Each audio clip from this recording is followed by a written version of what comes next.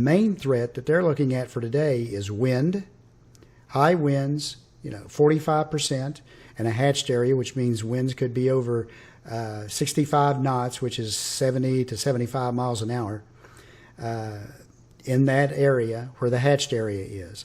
Hail, also large hail is possible out there. 2 inches or larger within 25 miles of a point. So that's their main threat today. If we look to tomorrow, again, that risk is moved just slightly north and a little bit off to the northeast. The tornado threat is, again, not huge, but it's still present. The winds, again, not as much, but just looking at that area in Nebraska, we need to keep an eye on that for tomorrow. That may be increased as far as its chances and coverage area. And hail the same way. Day 3, which is Tuesday. Yeah, excuse the noise. That's Radar Omega telling me there's another warning, and it's probably out in the Kansas area again. Showing an enhanced risk, which means there's a 30% chance. This is probably for wind, as this storm system with a low pressure on it starts to become more linear. That means it's going to drag out like a cold front, and the storms are going to start forming a line. Now, that's important to us because when we look at day 4 here of the 8-day outlook, day 4, 15%. And their discussion says this is probably going to be more linear. And that's why they have a big, long area outline. They don't know exactly where up and down this line it may all come together. It's going to depend a lot on what's happened the day before and where the storms and such are ongoing when this starts. Then day 5, it drops back down into Oklahoma, Arkansas, Texas, northern Louisiana.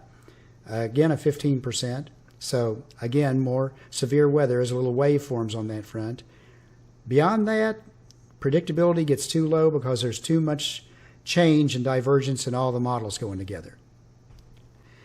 But again, as we go through this, beyond like 3 days out, the models start to diverge too much for them to get a really good handle on what's going on. So as we go through what the future weather is going to be,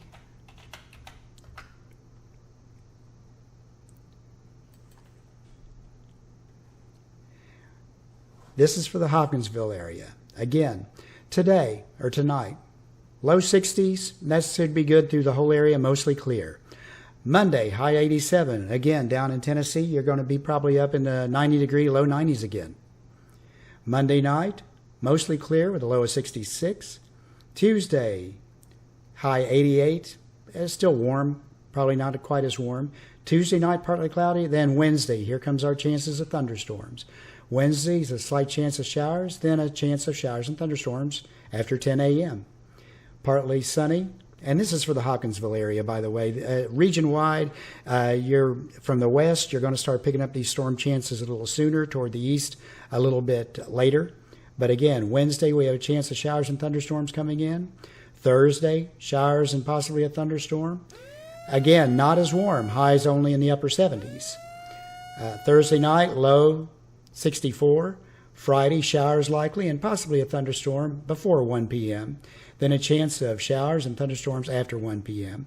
Again, this far out, that's very, very iffy if that time frame will happen just exactly like that. But we can send to you to see a chance for showers and thunderstorms in the area all the way through Sunday, with overnight lows in the 60 and daytime highs in the middle 80s. Except for the one day when we're in the 70s. We really, we're not doing too bad for this time of year, except we're so very, very wet. And I know a lot of people are complaining, I can't even get my grass mowed because it's rained so much. Enjoy it while it lasts, because we may turn off very dry as the summer moves on and very warm.